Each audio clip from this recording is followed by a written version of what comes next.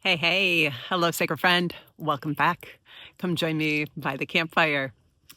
Today, we're going to just sink into some musings, some thoughts and reflections of things that have been coming forward for me, things I've been thinking about as I've spent the last couple of weeks in the forest. This is actually the longest stretch Chris and I have spent here continuously without popping home for a quick, refresh there or heading out to do something else. We've been here for 4 weeks and we're actually leaning into our 5th week already. And that to me is pretty amazing. And it's really created a space to slow down, be more deeply present, listen more closely, and just simply reconnect. And so with that theme and that energy at the very core, this is where I would like to have some conversation today. I would like to lean into one of the things that I was noticing within myself and that I've been noticing within a lot of people, friends, family, community. It's just something that has been really showing up. And this theme being a sense of disconnection from the magic of life, from our intuition, from our own voice of inner wisdom, our own knowing, our inner compass, our ability to sense our timing, to see things clearly, to allow ourselves to trust our own vision. And I feel like I just threw a whole flood of phrases out there. And I guess I really did. But the thing is that this is kind of a big overarching energy that centers around the theme of trusting our intuition, listening within, and really honoring the magic and wisdom that is within ourselves. Now, no surprise, this is something we've been talking about for months, but we're in a massive window of change and transformation on a collective level. We're moving from one chapter within our reality into a completely new one. We are birthing a new way of relating with each other, a new way of doing and living life. And what that looks like, it's still undefined. It's still in the place of being formed, of being developed, in the place of imagining and dreaming and visioning. And when we feel disconnected from that, that can be really challenging. It can be challenging for us to be able to just step back and to listen and to honor and trust and take steps forward in a way that we feel confident and courageous and like we can really trust ourselves.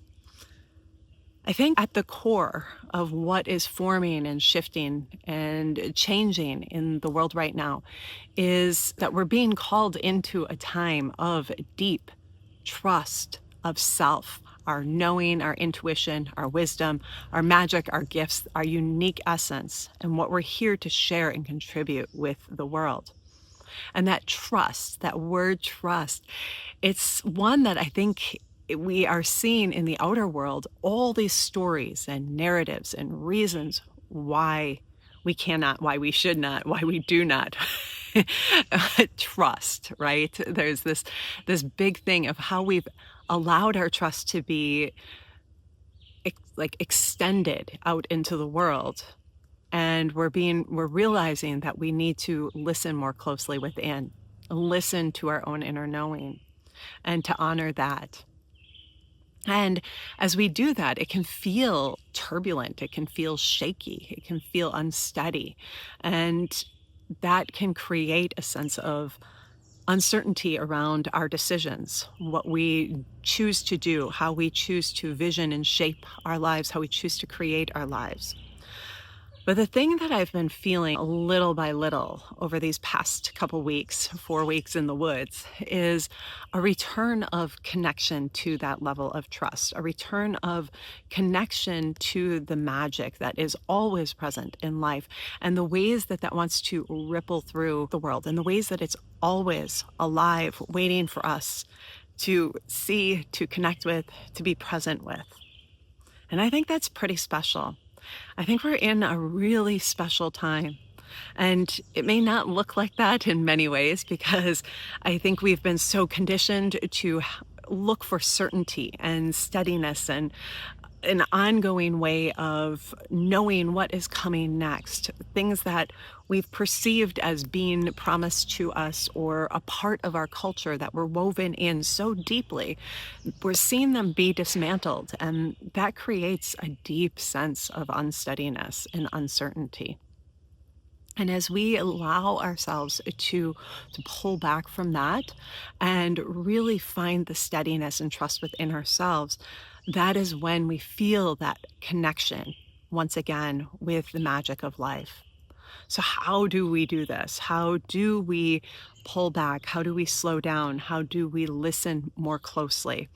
And this is something that I've been really getting curious about during this time in the woods. What are the things that are most nourishing for my soul, for my mind, for my body as I'm in this container of space to do just that.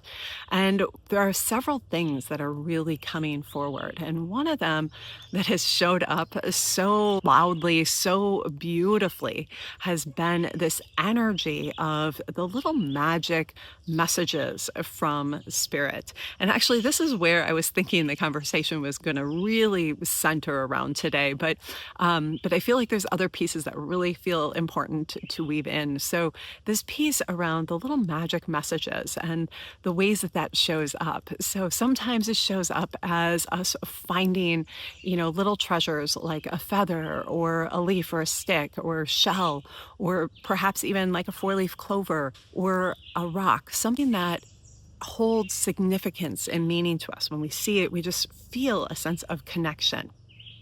And that can be the things that we find on a regular basis, or it can be the things that just start showing up and we just can't not see them.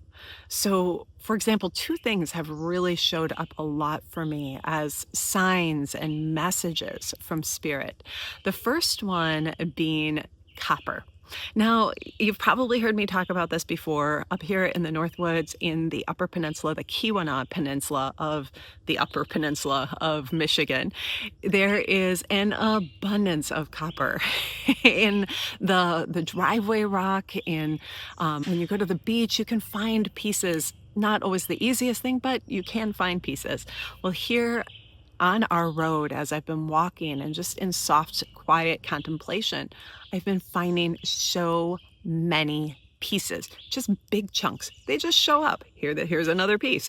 And it's just been really funny to just have them pop in.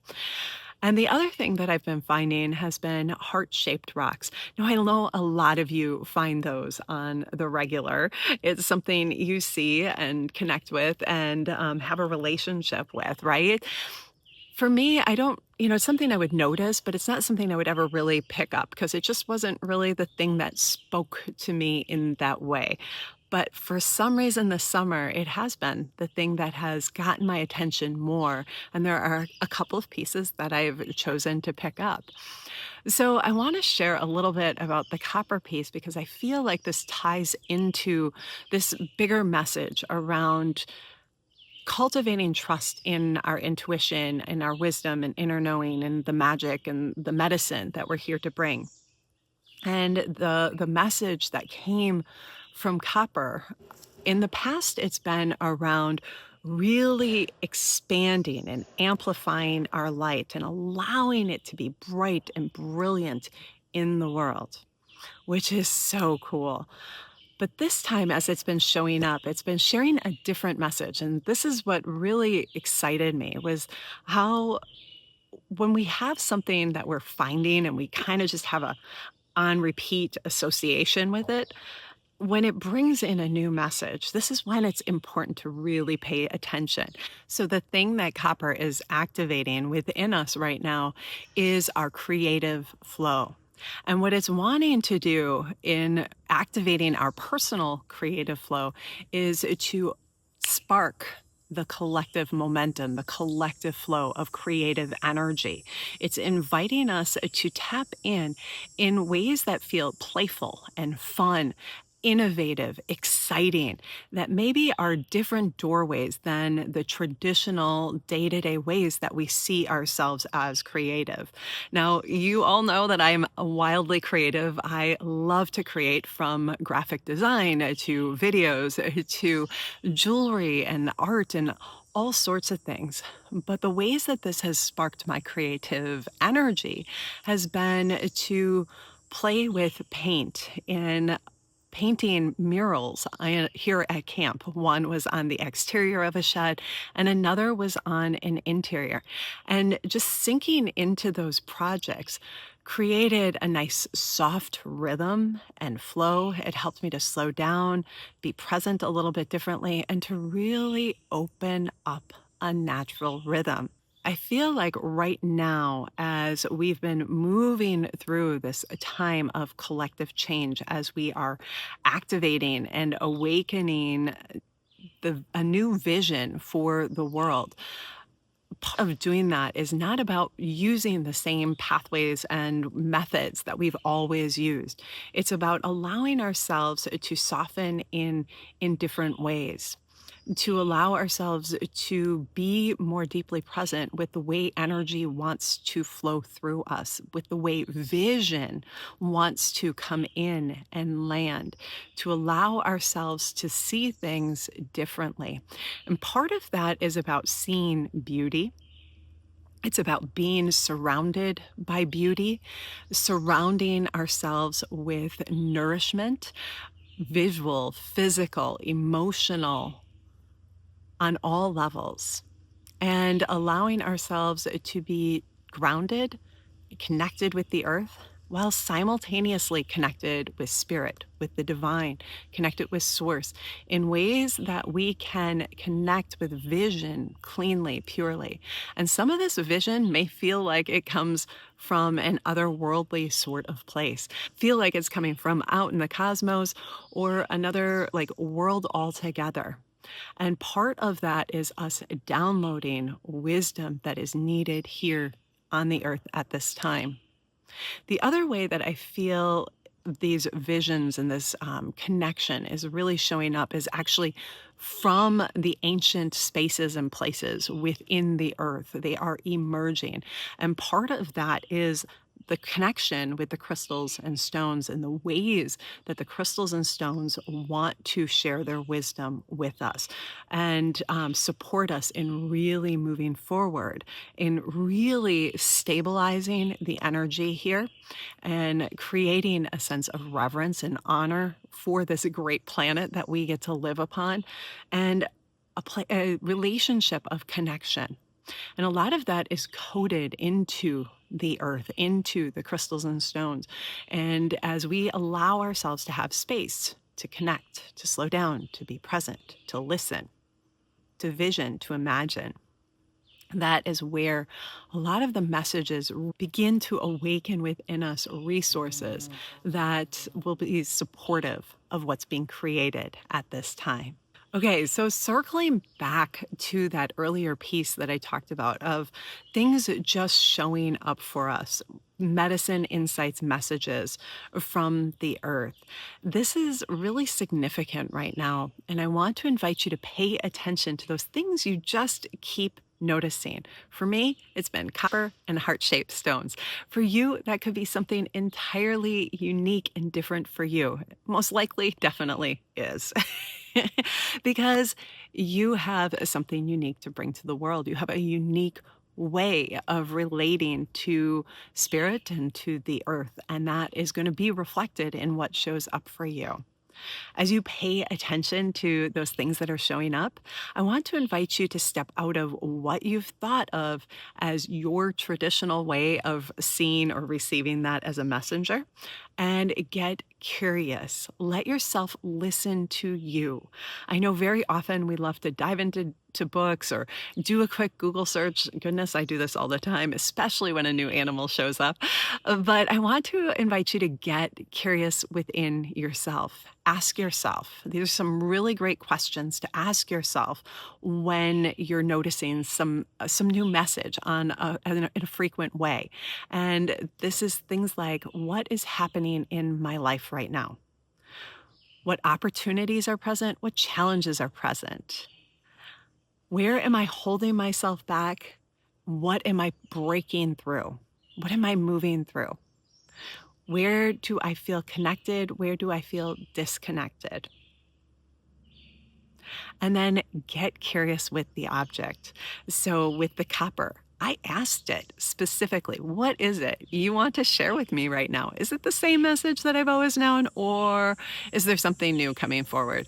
And it was like, oh, yeah, same message as always. And let's dig into this. And I want to invite you to get curious about that. You are your best translator for the wisdom and messages that come through, your intuition that show up for you in your life. You are your best spirit translator. You are always going to be able to pull back the imagery, the energy, the essence, the sense, the smells, the taste, the sounds, the knowings. You're best going to be able to translate that for yourself and be able to really discover what wants to be shared. And the smoke is just coming through right now. This is really funny. It just super picked up. It's just wafting in. And I feel like it's wanting to just offer a cleanse for you, for any part of you that has a sense of doubt or uncertainty about your own ability to trust your intuition, that it wants to just wash the smoke over you, wash that away, and open up space for you to listen with your heart, listen with love, listen with presence. Okay, so let's circle back to where we started in this conversation, which was actually around reconnecting with the magic of life and allowing ourselves to slow down and be really present with it, to have that reawaken. And I want to just sink into that for a moment because I feel like this is something that's so significant at this time. A lot of us have felt numb. We've felt flat. We've felt like life is almost lifeless. And the vitality that we've often and long felt has been just kind of gone, or we don't know how to access it. The things that would typically create joy and a sense of fulfillment feel without texture. They feel flat. Part of reawakening that sense of liveliness, the sense of vitality, is about doing things a little bit differently, turning things on their side or upside down, letting ourselves experience life differently, doing something different. Things that maybe in the past would have brought you joy that maybe don't right now, let yourself put them on the side. Don't feel like you need to push further or harder with those things. Instead, let yourself put them on the side and see what wants to come in that sparks a sense of joy, that ignites that little bit of inner fire. And perhaps you want to get a hold of a piece of copper and let yourself start carrying that, because it is a pretty amazing way to reconnect with that energy. And if you're having a hard time finding a piece of copper, grab a copper penny before 1987. That's when they were still solid copper. Carry that with you. Some of the other things that have really helped spark a sense of creativity and inspiration and innovation for me while we've been up in the woods this summer is one thing that really surprised me. And that one thing is getting out to eat, out for meals, lunches, dinners, trying new places, and just enjoying different types of food. And that has been just so special and so much fun. And it's not something that Chris and I typically do. So this was a unique thing for us. The other thing has been swimming, getting into the water, swimming every day, allowing my body to just be washed with the fresh water, the lake water. Let yourself tune into what that is. It might be going for walks on the beach. It might be slowing down and getting into the forest. It may be sitting by a campfire, getting together with your friends. Notice what creates a sense of joy for you right now and what sparks a sense of creative flow. Let that begin to be a part of your process for reconnecting with the magic of life and the magic that is you. I want to thank you for joining me today. And if you would like to dive a little deeper, connecting with your inner wisdom, connecting with the earth wisdom and the wisdom of the crystals and stones, I want to invite you over to my website to sign up for the Enter the Earth guided meditation. This will take you on a shamanic journey into the earth where you will be invited to receive messages and wisdom from deep within. I look forward to connecting with you again next week. And until then, my sacred friend, have a beautiful day. And as always, shine brightly. Bye for now.